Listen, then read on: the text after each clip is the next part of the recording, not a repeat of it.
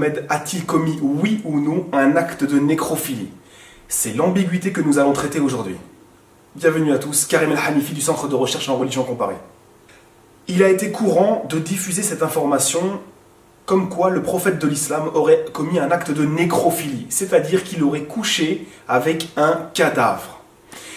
Alors, cette allégation est basée sur une des sources du patrimoine islamique. Et nous allons d'abord passer en revue ces sources pour venir ensuite à la problématique. Donc je rappelle un peu le contexte en fait, et l'histoire de cette tradition prophétique qui existe. En fait, on a Fatima, la mère de Ali ibn Abi Talib, qui est décédée. Et le prophète de l'islam va donc faire un enterrement comme il se doit, mais il va aussi faire des choses qu'il n'a jamais faites auparavant. Et c'est une des choses que les compagnons qui étaient avec lui et qui ont assisté à cet enterrement vont lui faire remarquer en lui disant « Oh prophète, nous ne t'avons jamais vu faire une telle chose auparavant ». Donc, il a fait des invocations pour elle, il a enlevé un de ses vêtements pour lui mettre, voilà, et il l'a installé dans sa tombe. Et le texte nous dit qu'il s'est couché avec elle dans sa tombe. Et l'ambiguïté, en fait, est sur cette fin de phrase que je vous ai dite. Donc, tout d'abord, les sources. Donc, cette tradition, elle est rapportée dans 4 sources islamiques. Elle est rapportée, par exemple, dans le Mustadrak de l'imam al-Hakim, au numéro 4638. Dans un autre recueil, dans le recueil de Abu Nu'aym, dans son livre Ma'rifat al-Sahaba, il a rapporté cette histoire au numéro 289 et 7782 et 83. On a aussi l'imam al-Tabarani qui l'a rapporté dans son Mu'jam al-Kabir, dans son tome 24 au numéro 871, mais aussi dans son autre livre qui est aussi connu, qui s'appelle Mu'jam al-Awsat. Donc il l'a rapporté au numéro 189 et 6935. Et pour finir, on a donc un livre bien ultérieur de l'imam al-Hindi qui s'appelle Kanz al-Umal, au numéro 37606, 607 et 608. Ça, c'est pour la couverture des sources de ce récit. On n'a pas besoin d'analyser les chaînes de transmission, puisque en soi, ce n'est pas là le problème. Le véritable problème, en fait, c'est sur un mot de langue arabe. Donc, le mot en question, c'est ittaja'a.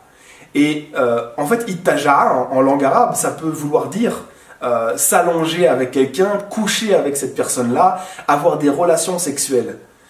Mais le problème, c'est comme dans toutes les langues, un mot doit être pris dans un contexte précis et lui donne enfin son sens. Si le contexte aurait été qu'un homme s'est couché avec une femme dans un lit, on aurait pu comprendre cela. Mais là, il s'agit d'un enterrement.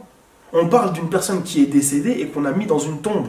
Donc le terme n'a absolument rien à voir avec cela. Et d'ailleurs, le terme ittaja'a, on le retrouve dans d'autres sources islamiques. Par exemple, vous prenez le recueil, l'un vraiment des recueils les plus populaires chez les musulmans, qui s'appelle Le Jardin des Vertueux, Riyad al-Salihin de l'imam al-Nawawi. Si vous prenez le hadith numéro 15, la tradition prophétique numéro 15, en fait, on a une histoire qui est rapportée, et donc je vais en donner les grandes lignes. Donc ce hadith-là, à la base, ce texte prophétique-là, se retrouve dans le recueil de l'imam Muslim, dans son Sahih. Donc, en fait, il s'agit en fait du serviteur repentant et qui, après avoir commis un péché, donc revient à Dieu. Et bien, en fait, c'est comme une personne qui était dans le désert, qui a perdu sa monture et qui, désespérée, va se coucher sous un arbre, pensant voilà, qu'elle ne reviendra jamais. Puis, fa'ittaja'a, on a le même mot.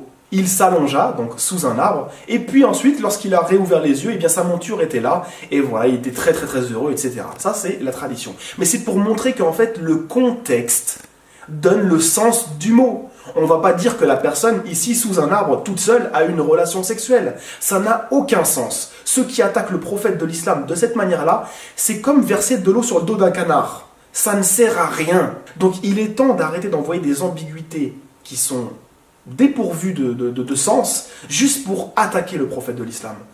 À en entendre certains, le prophète de l'islam a tous les maux de la terre. Là, ici, c'est un nécrophile, une personne qui couche avec les cadavres. Et le pire, c'est que ce sont souvent, même quasiment tout le temps, des chrétiens qui diffusent ce genre d'informations. Mais n'oubliez pas que Jésus, paix sur lui, vous a dit que c'est sur votre parole que vous serez jugés. On vous mesurera à la mesure dont vous mesurez. Donc il est très important qu'il fasse attention à ce qu'il divulgue. Ne suivez pas les traces de ceux qui se sont égarés avant vous, en insultant le prophète de l'islam, alors que ceci n'a pas lieu d'être. On voit que ce problème de langue arabe n'est dû qu'à un contexte. Ils n'ont absolument rien compris. Le prophète sallallahu alayhi wa sallam, paix et bénédiction de Dieu soit sur lui, a juste fait une invocation, s'est couché avec elle et a médité, essayé d'être là parce que c'est une personne à laquelle il tenait énormément. Rien de plus. Donc il est temps que les esprits pervers cessent d'attaquer notre prophète. Et j'espère en tout cas que cette vidéo aura balayé cette allégation définitivement. Comme d'habitude, n'hésitez pas à vous abonner à la chaîne, un petit pouce bleu, et je vous dis à la prochaine. Next!